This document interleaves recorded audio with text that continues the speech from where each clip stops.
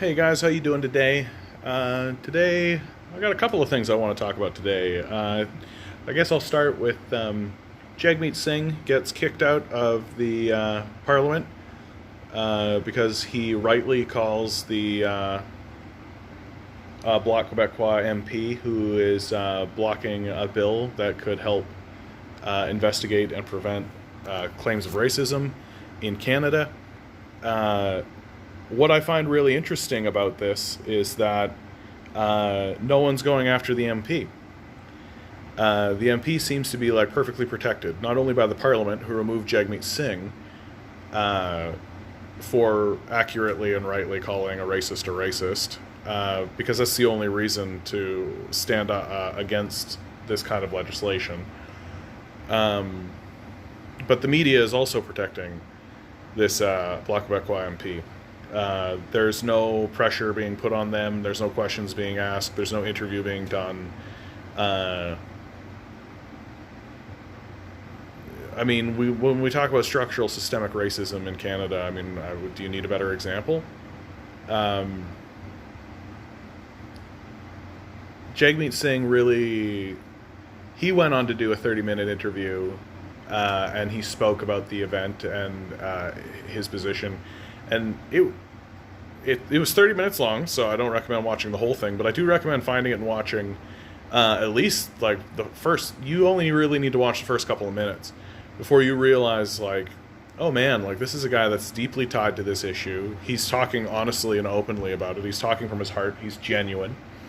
He's not the smooth sort of groomed appearance that Justin Trudeau is, who just reads his talking points really well. He speaks from the heart, and he speaks with conviction and honesty. And I think that that's really what this country needs at this moment, is someone who's speaking with conviction and honesty about issues that help people. Which politics is sorely lacking right now. All decision making in politics now is done by groups that don't really represent Canadians at all. Think tanks, corporations.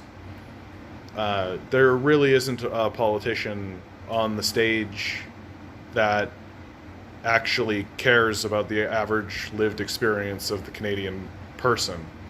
And I think Jagmeet Singh might be that person. So I really recommend it. Really interesting. The other big piece of news, Canada does not get the UN Security Council seat. This to me is not a big surprise, right? The UN Security Council's what this is, it's an organization that's there primarily to negotiate peacekeeping, to negotiate peaceful endeavors with one another, and I can't imagine why they would want a warmongering nation like ours to be on the council.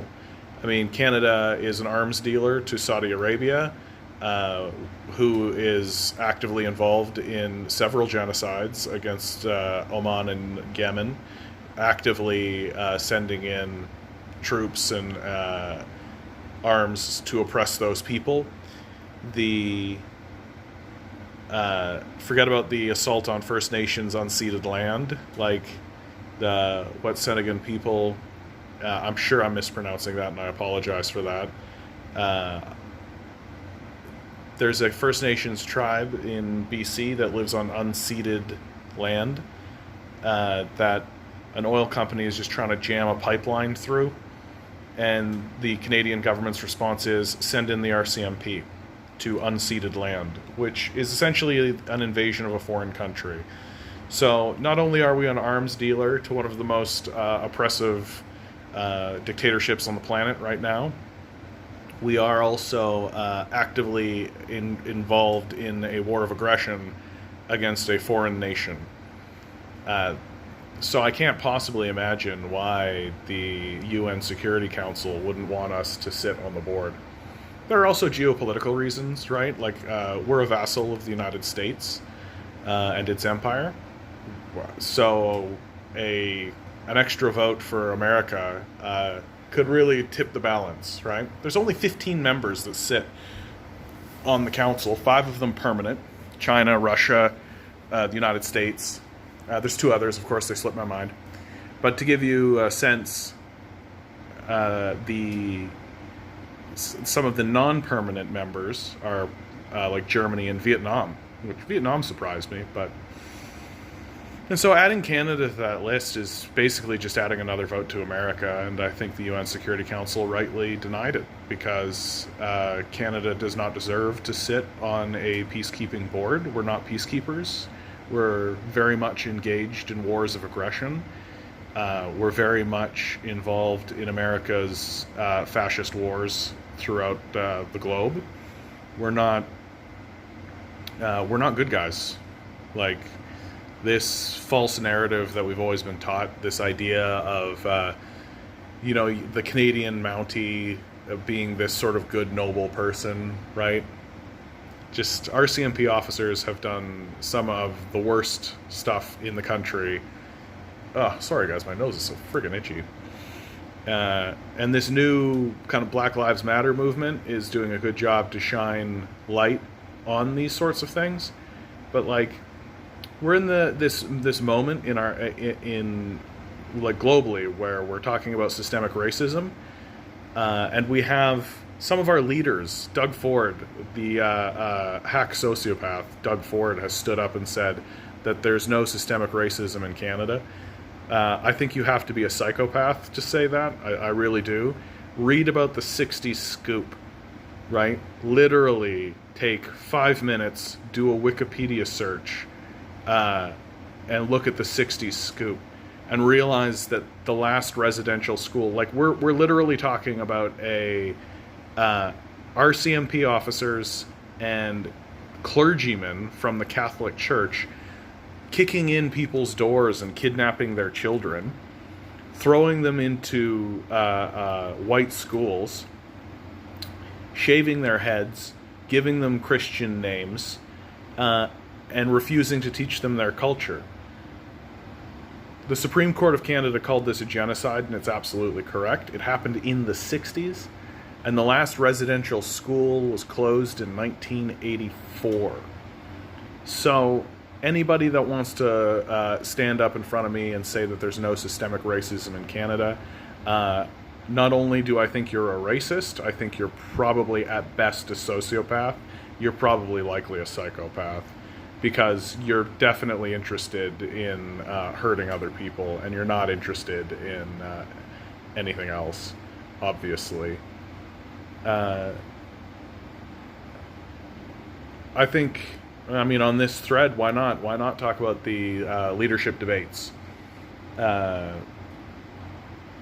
So the Conservative Party is having a leadership debate. You have... let's see if I can remember her name. A black female candidate, Leslie Lewin, I believe her name is. Sorry if I'm not correct on that, because you're not going to be elected the leader of the Conservative Party, like, straight up. It's interesting. Like, it's great that you're there. You're like the token, hey, conservatives are so forward thinking. Of course, she's a social conservative, so that is kind of an odd position. In any case, the other more likely candidates are Peter Mackay, who is the former defense minister under Stephen Harper, and he's a Harper clone, right? He's a neoliberal Harper clone. His ideas are reduce taxes, reduce services for everyone else, which have been a complete disaster for the majority of the populace, and so it's a complete non-starter from the ground. And then you have Aaron O'Toole, who's just basically like a conservative standard, like Andrew Scheer, backbencher MP. Again, same idea, right? Lower taxes, cut services for everyone. That'll make Canada great again. And these two guys are complete no-starters, right? It's just going to be another Andrew Scheer-style election. The real question, if either of those two get in, is how much power will the Conservatives lose, and how much of that power will swing into the Liberal or the NDP side of the conversation, which is far more interesting to me. I think the tension between the Liberals and the NDP is far more beneficial for Canada. I mean, the Conservatives couldn't be more harmful at this stage in the game. I think if you're under the age of 50, voting Conservative is just shooting yourself right in the foot. You have literally nothing to gain and everything to lose voting Conservative. And honestly, even if you're over the age of 50, I just don't think they help anyone, right? Like, take a look at the long-term care home scandal. Like, that's Conservative 101. That's what they want. They want people suffering. They want people in misery, right? The most interesting candidate, the fourth candidate on the stage, is Derek Sloan. And the reason why Derek Sloan is very interesting and why we should be paying very close attention to Derek Sloan is that he's an open fascist. Like, he's not walking around saying, I am fascist, but anytime the United States puts forward a fascist proposal, he supports it.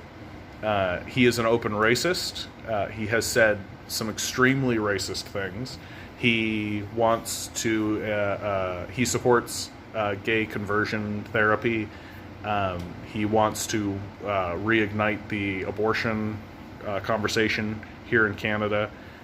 He is the scum of the earth. And the fact that he is allowed to stand up and speak in any leadership debate is shocking. It's very telling that the Conservatives allow him to run for their leadership. And if he gets even 5% support, I would be ringing a gong very loudly, because the next election, that support will likely go up, especially as neoliberalism collapses and starts to lose support. It will seek allies where it can, and liberals have a long history of ceding power to fascists when it allows them to maintain power. This happened as recently as last year in Germany, where the district where Hitler gained power first, the liberals allied with the fascists in Germany in order to maintain power there. I mean, you can just take a look at the history of Germany, Italy, anywhere there's been any kind of upswing of fascism, there is always a bunch of liberal bootlickers doing the good work of fascists. There's a great line that comes out of Germany that I think really applies to Derek Sloan, which is, if there are 9 people sitting at a table and a known fascist joins them without protest, there are 10 fascists sitting at a table. That's absolutely the story of Derek Sloan.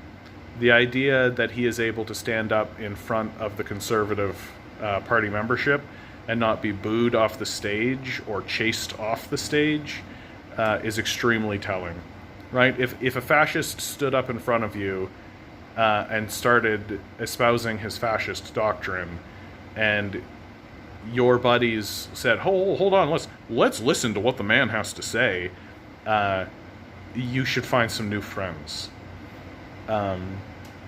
So that, to me, is the most interesting thing happening in Canada today, that there's an open fascist running for the Conservative Party leadership, and no one seems to notice or care.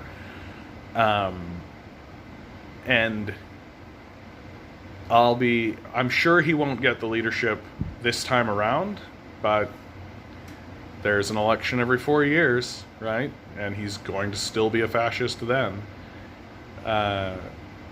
Very, very, very scary. Very scary that such a person would be permitted to even exist in the Conservative Party in the first place. They should do themselves a favor and dump this guy. But the problem is that fascism is in right now, right? Take a look at Donald Trump. Take a look at these people who are running the country. And as the neoliberals lose power and credibility, right, and as people stand up against them, fascism is going to be where they go. Because, I've said it on this channel, I'll say it again. Neoliberalism is just fascism wearing a smiley face mask. And people like Derek Sloan are just the mask coming off. And so, as the fascists, as the neoliberals lose power, they will definitely coalesce with the fascists in order to maintain their power.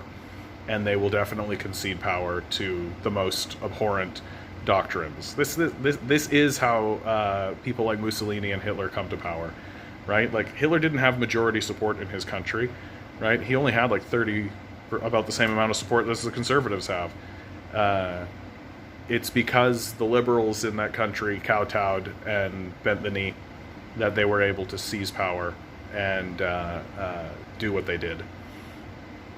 And I have absolutely no problem comparing the Conservative Party to Nazi Germany. I have no problem with that whatsoever. I mean, take a look at what the conservatives in the United States are doing, for God's sakes. Like, ICE detention centers are borderline gassing their people, right? Like, there are reports of the cleaning agents that they're using are causing boils and causing people to break out in sickness. They're just letting coronavirus go through the detention centers, the concentration camps. That's what they are. And I mean, it's a real hell scene. And ICE agents are just, I mean, they're just the SS, right? They're just a different type of organization, and their logic structure is exactly the same. And that kind of thing can and definitely will happen in Canada if we allow it. And that is what the Conservatives are looking to do. I mean, when Stephen Harper was in power, he pushed forward private prisons. He extended the power of the RCMP. There's no question that the Conservatives are interested in this kind of behavior. And I think the comparison to other fascist dictatorships, like the difference, of course, being that the Conservatives will bow the knee or bend the knee to the democratic system. That seems to be the one difference. So, which is fortunate for us. So after they decimate the minority population, we can come in and pick up the pieces. And I don't think it's odd to say that that's what would happen, right? Like, the assault on First Nations people hasn't ended. We're literally in a war with them, with a tribe on unceded land. I don't understand why we think we're better. Well, yeah, I do. It's because we bow down to propaganda, and the lies that we tell about our own nation are easy to believe. We want to believe that we're good people when we're clearly not. And we can do better, obviously, but that would require us demanding better. That would require us coalescing behind people like Jagmeet Singh, right? Or whoever the new leader of the Green Party is going to be, right? It would require us to abandon these neoliberal hack corporatists and actually demand a society that is good. But I've gotten to the point now where I've come to realize that there are just people who will need to see breadlines, right? They will need to see breadlines. They will need to see concentration camps. They will just need to see them with their own eyes before they will start taking any of it seriously. And I'm sure that there's going to be people that hear this and think I'm a kook, and then 10 years from now, you know, oh, hey, there's your concentration camp that we were talking about. Like, it just seems to happen over and over again, and we're not capable of understanding it or stopping it. It just seems like we're happily going along in our life and just gullibly accepting what routine sociopathic liars say to us as fact, even after they're caught in lie after lie after lie after lie. And yeah, we're just in this complete stasis, and I think that if you're under the age of 30, you should be revolting at every turn. I think that you should be organizing and protesting and screaming at the top of your lungs, because it's not going to get better otherwise. These people do not care about you. Like, it's so obvious that they don't care about you, and that they're going to do everything they can to ensure that your life is harder. You should fight back. Anyway, 20 minutes. Good luck out there, guys.